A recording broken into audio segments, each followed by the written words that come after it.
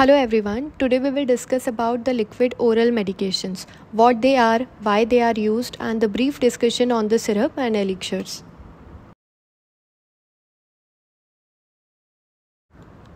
What are the liquid orals? So liquid orals are medications in a liquid form designed to be taken by mouth. They contain one or more active ingredient dissolved in a liquid. This includes things like solution, syrup, and even suspension where the medicine is mixed with the liquid but not fully dissolved. The liquid orals are super important, especially for kids and older adults who might find it hard to swallow the pills. Since the medicine is already in a liquid form, it can be absorbed faster by the body, making it work quicker. Plus, in some cases, the liquid forms of a drug is actually more stable than its solid part.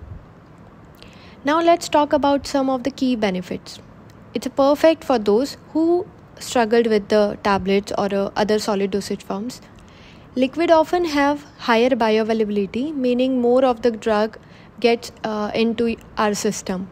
Some drugs can irritate our stomach in a pill or tablet form, but when dissolved in a liquid, they're much easier on a gut.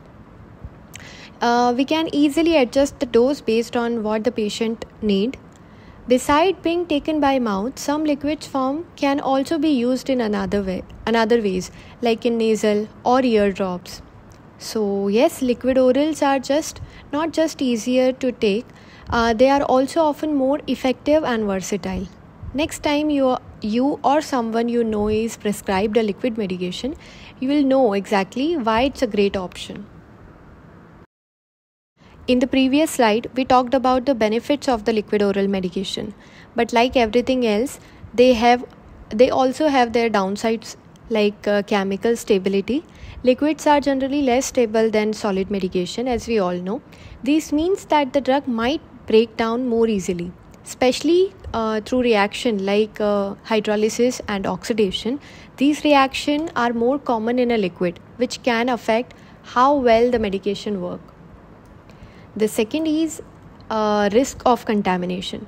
Another issue is that the liquid are more prone to bacterial contamination because they are in a liquid form and it's easier for a bacteria to grow, which means the medicine need to be handled carefully.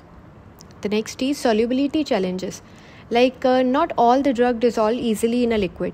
Some drugs require special techniques to dissolve properly, which can make the formulation process more complicated. The next is packaging issue. Storing liquid medication also comes with its own set of challenges. The containers need to be carefully chosen because some materials can interact with the liquid and causing issues like sorption, leaching, or even letting air in, which can spoil the medicine or a drug. Next is the bulkiness and fragility. Liquid orals are often bulkier and heavier than solid medications and making them less convenient to carry around. Plus, they are usually stored in a glass or a plastic bottles, which can break if dropped. The dose accuracy.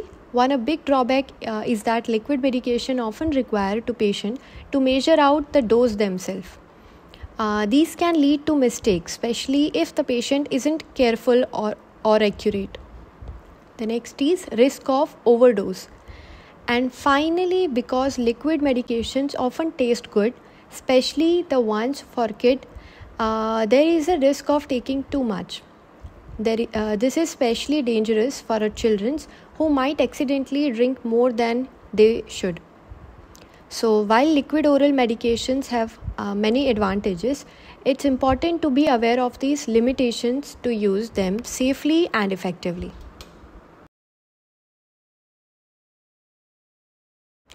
So what exactly is a syrup? It's a concentrated solution of sucrose or a sugar, usually dissolved in a purified water. Sometimes flavors are added to make it taste better. Syrups are super common in both over-the-counter and prescriptional drug or medicines. When it comes to how concentrated syrup are, they are two main standards. Like according to United States Pharmacopoeia, syrup has an 85% weight by weight, and according to United States Pharmacopoeia, it's 66.7% weight by volume. This high sugar concentration helps preserve the syrup and make it taste sweet. Syrups can be classified into two main types, like medicated and non-medicated. The medicated syrup contains active medicinal ingredient, for example, paracetamol syrup for a fever. In the other hand, the non-medicated or a flavored syrup does not contain any medicines, but they are used to add flavors to other mixture. Example of such flavored syrup are cocoa syrup, orange syrup, raspberry syrup, etc. The syrups are a great way to deliver medicines, especially for kids and anyone who prefer a liquid form.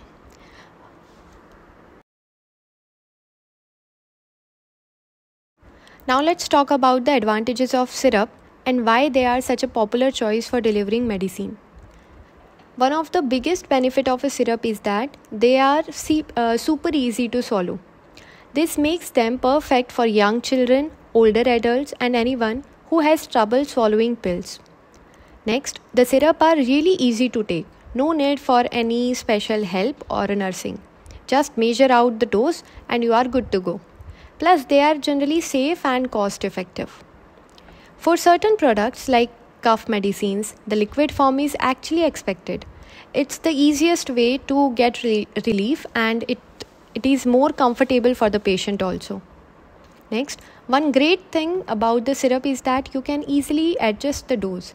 If a patient need more or less, it's simple to measure out the exact amount they need. Next, since syrup are already in a liquid form, the medicine can be absorbed by the body faster than with the other solid dosage forms. This means the medicine can start working sooner. Next, in the syrup, the active ingredients are evenly mixed throughout the liquid. This ensures that each dose you take in is consistent. You are taking always getting the right amount of medicine. And the last, another bonus is that the syrup can help with the liquid intake, which is especially useful in the situation where keeping hydrated is important. So syrup offer a lot of advantages, from being easy to swallow to providing quick relief. They are a great option for many patients, especially those who need a little extra care.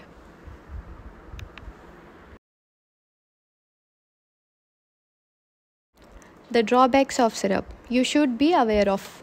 While syrup are great in many ways, one downside is that they can sometimes take longer to work. The body needs time to absorb the liquid, which might delay the onset of action. Next, the syrup are not the best option in the emergency or for the unconscious patient. In this situation, the other form of medicines like injection are usually preferred. Many syrups contain a lot of sugar, which can lead to dental problems, obesity, and other health issues. This is especially concerning for the people with the diabetes who need to be careful about the sugar intake. Next, because syrup have a water in them, they can be prone to microbiological growth also. This means they often need preservatives to stay stable, which might not be suitable for everyone. Next, the syrup usually needs specific storage condition like refrigeration to prevent them from spoilage. These can be inconvenient, especially if you are traveling. The next, measuring out the correct dose of the syrup can be tricky. It's easier to make mistake compared to taking a tablet or a capsule. This can lead to dosing error, which is something to be mindful of. The next is syrup can be sticky or messy, which isn't ideal. This can make them hard to handle, especially for children or elderly patients. Compared to tablet or capsule, syrup are bulkier and heavier, making them less convenient to carry around or store. Lastly, sometimes the active ingredient in a syrup might interact with the syrup base, which could affect how well the medicine works.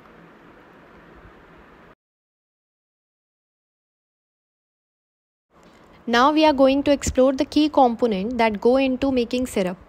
Let's start with the preservatives.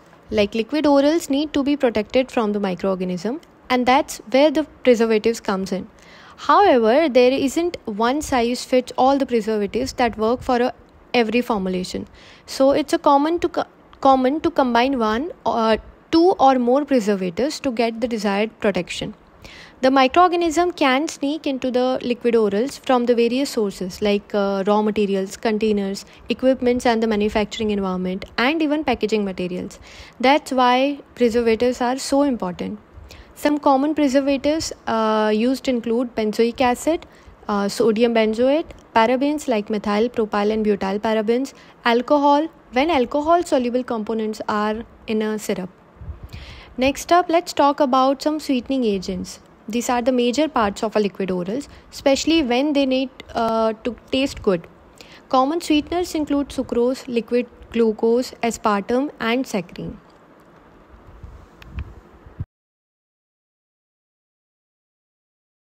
Next is viscosity controlling agent. These are used to change the thickness of the liquid, whether you need to liquid to be thicker or a thinner. These agents help achieve the right consistency. They are used in everything from medicine to food or cosmetics. Next is antioxidants. Some drugs can break down when exposed to oxygen, which can reduce their effectiveness. The antioxidants like ascorbic acid, BHA, and BHT are added to prevent this and keep the medication stable. The flavors, many medicines doesn't taste great on their own, so flavors are added to make them more palatable. You will find natural flavors like peppermint and lemon, as well as synthetic ones like vanillin. Some flavors like peppermint oil and menthol even help by numbing the taste receptors slightly, which help make pleasant taste also.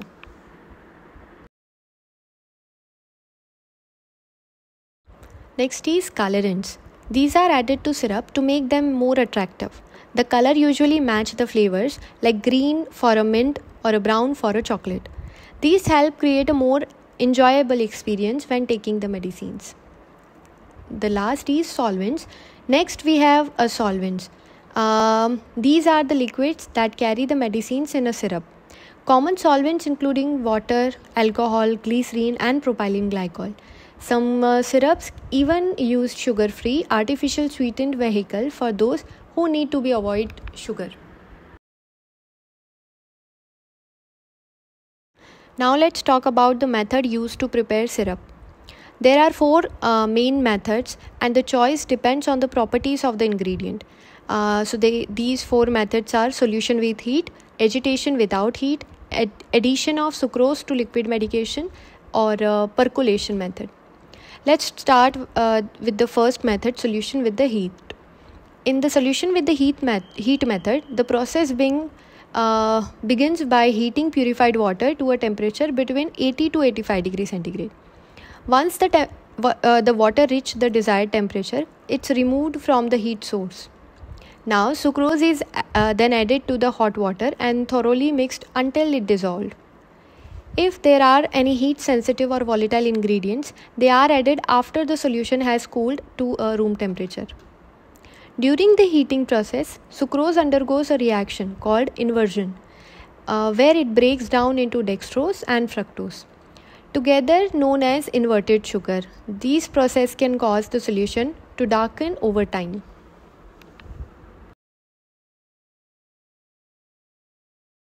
The next method is agitation without heat.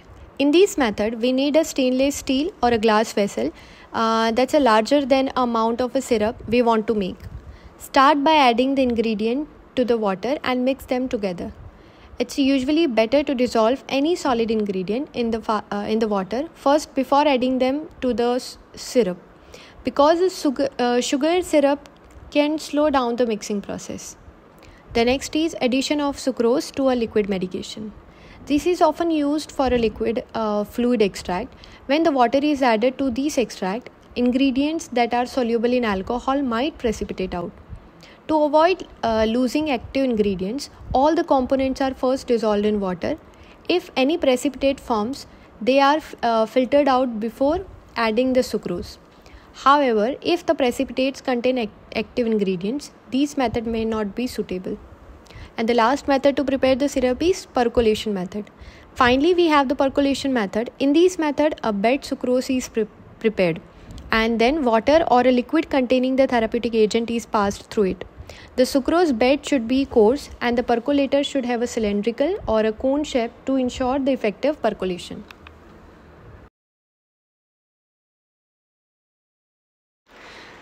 So there are several tests that used to identify or ensure the syrup that are safe, effective and attractive. The first test is transmittance of light. This test checks the color of the syrup using the light transmittance meter. The light is passed through the syrup sample and the percentage of light that get through is compared to the standard level. Make sure that there is no fingerprints on the test bottle and that the syrup is free of bubbles or cloudiness, as this can affect the results. The second test is visual inspection. Here, both the ingredients and the final syrup are examined closely for purity and the appearance. These steps help ensure that the syrup looks as it should. Next is pH measurement. The measuring the pH is another important test. The pH level helps determine the syrup stability and suitability for consumption. It can be measured using either pH meter or a pH paper depending on the precision needed. The next is sucrose concentration. The sucrose concentration is also a critical criteria or critical point.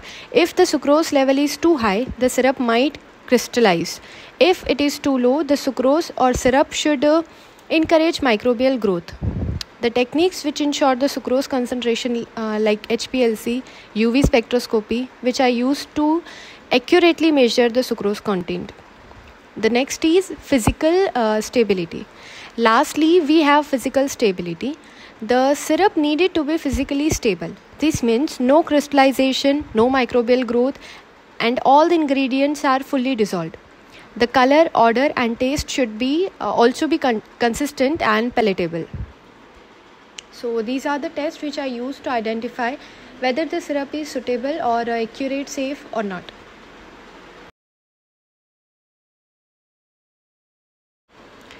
Now we are talking about the packaging process for syrup. The packaging is a crucial step to ensure that the syrup remains safe, secure and tamper-proof. The importance of packaging. It's important that the syrup packaging provide the complete protection from the contamination and microbial growth. This keeps the syrup safe for consumption over its shelf life. Now let's talk through the general packaging process like filling, sealing, capping, coding, labeling and wrapping. Here is how it works. The air jet cleaning. Empty bottles are first cleaned and using air jet to ensure that they are free of dust and contaminants. The second step is filling. The cleansed bottles are then tested and moved forward for filling. And automatic piston machine fill each bottles with the exact volume of syrup needed. Next is capping. Once filled, the bottles go through the capping machine where the plastic or aluminum caps are surely sealed over the bottleneck to prevent the leakage and tampering. The next is coding and labeling. The important details like packaging date, expiry date are printed on the bottles to keep track the syrup shelf life. And the last is wrapping. Finally, the bottles are wrapped through or for the extra protection during transportation and their storage. This detailed packaging process ensures that the syrup reaches you safely with all its quality intact.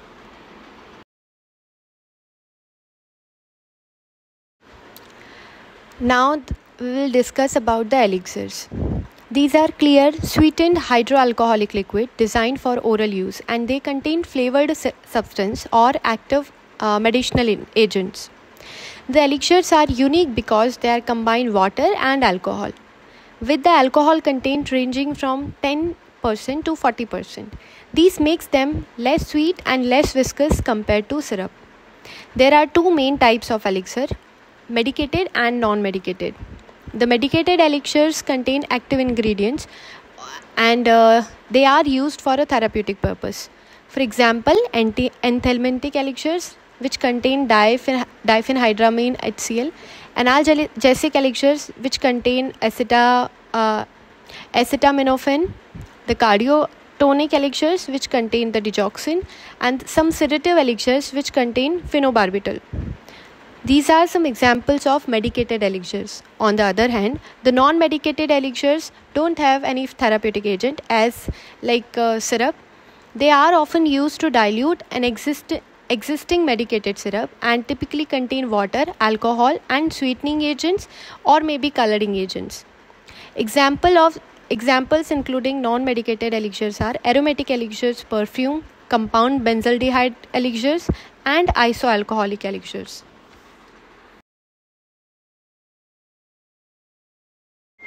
Now let's discuss about the advantages and disadvantages of elixirs. The advantages of elixir is the elixirs are great at maintaining both the water soluble and the alcohol soluble component in the solution, which helps in the stabilizing the formulation. They are also relatively easy to prepare, often require just a simple solution process.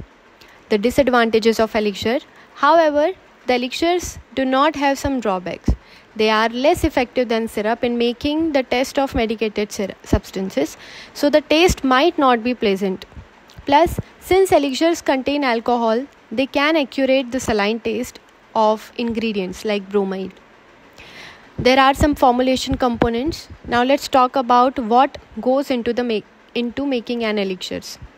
The primary vehicle are purified water and alcohol. The alcohol serve as a co-solvent which helps to dissolve all the ingredients. The concentration of alcohol in the elixirs typically start at around 40% volume by volume, but can also go up to 40% volume by volume in some cases, especially when keeping oils, vegetable extracts, or tannins in solution. In addition to water and alcohol, polyol co-solvent like propylene glycol, glycerol are often used. These co-solvents can enhance the solubility of a therapeutic agent and other excipients and making the formulation more effective.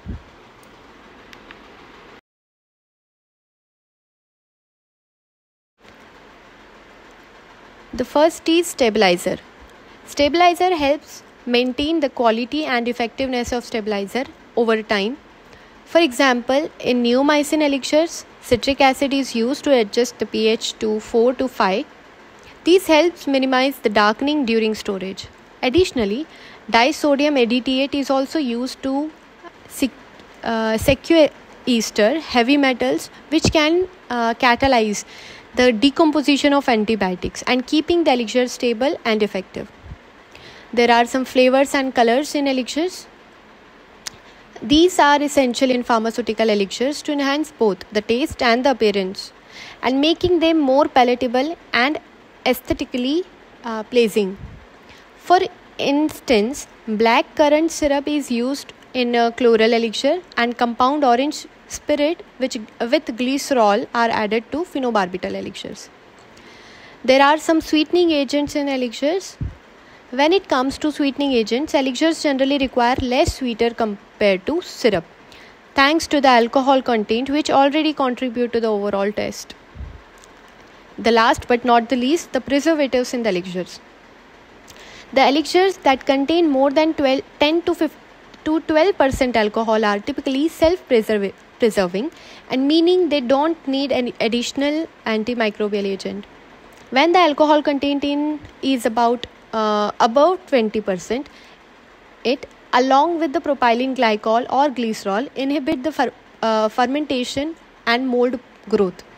Commonly used preservatives including chloroform, spirit benzoic acid, and methyl esters of para-hydroxybenzoic acid.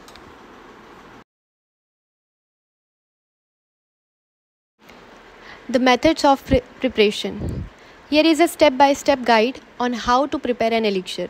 First, dissolve the water-soluble ingredients. Start by dissolving the water-soluble ingredients in the portion of water. Next, add sucrose to this mixture and ensure it's fully dissolved. Next, dissolve other ingredients in the alcohol. Separately, dissolve the remaining ingredient in alcohol, which typically ranging from 5% to 40% depending on the formulation. The next is combining process or a method. Now slowly add the aqueous solution to the alcoholic solution while constantly stirring. These help in mixing the ingredient evenly. The next is adjust the volume. After mixing, make up the final volume with the solvent or vehicle specified in the formulation. This ensures that the elixir has the correct concentration. And the last, filter if necessary. Elixirs should be clear, so if there are any cloudiness, filter the mixture to achieve the transparent solution. The sucrose is a great for increasing the viscosity, but it can also reduce the solubility of water. To optimize the rheology property of the elixirs, you might need to add the viscosity enhancing agents like hydrophilic polymers.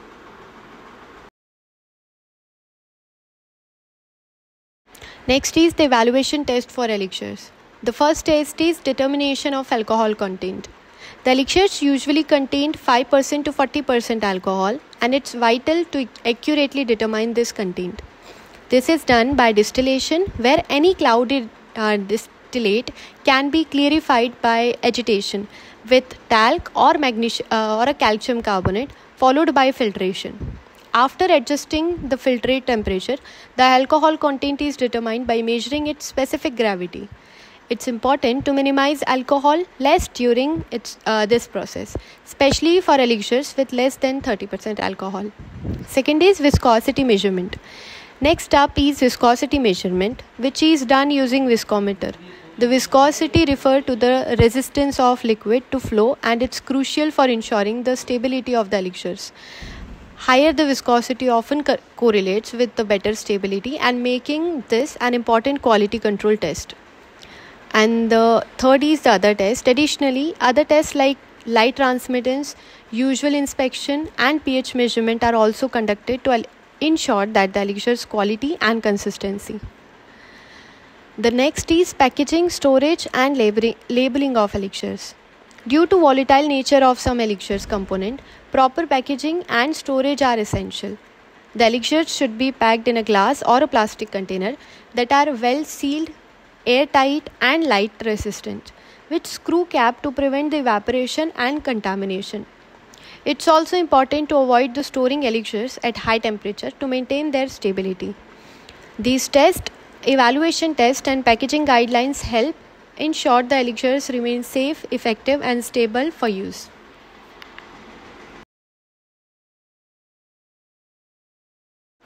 Thanks for watching. If you found this video helpful, don't forget to like, share, and subscribe for more insights on pharmaceutical formulation. See you in the next video.